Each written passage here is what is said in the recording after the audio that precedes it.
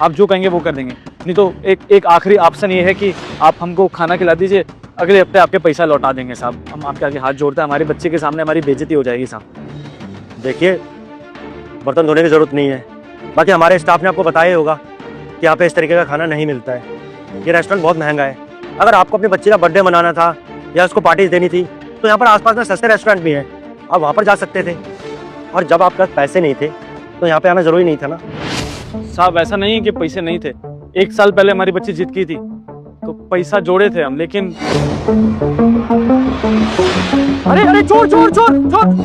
साहब पूरी तैयारी कर रहे थे, हमारी बच्ची का जन्मदिन है, हमसे पहली बार कुछ मांगे है वो इतना बड़ा रेस्टोरेंट में खाना खाने के लिए। बचपन से हम भी सोचे थे कि ऐसे घुस के अंदर बैठ के अमीरों की तरह खाना खाएंगे, लेकिन हालातों ने कभी ये इजाजत दी नहीं।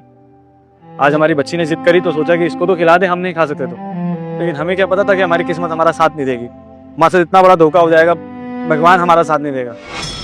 देखिए, मैं मानता हूँ, लेकिन अभी आपके हालात ऐसे नहीं है, तो आप अपने बच्चे को, अपनी फैमिली को समझाइए कि आपकी जेब में इतने पैसे नहीं है तो इतने बड़े बड़े सपने नहीं देखने चाहिए ना। इससे क्या होगा कि उनकी आदत बिगड़ेगी।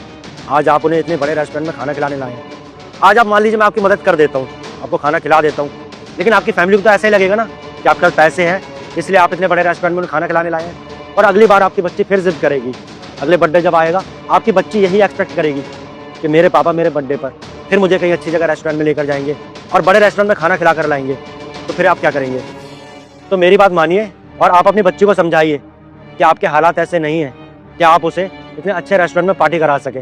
प्लीज़ आप देख लीजिए, कोई सस्ती जगह ले जाइए और वहाँ पर जाकर उसे खाना खिला दीजिए। हमारी बिटिया है साहब, बहुत समझदार है, उसको पता था कि पापा को अगर हम 1 साल पहले कहेंगे तभी पापा पैसा लेके आ पाएंगे।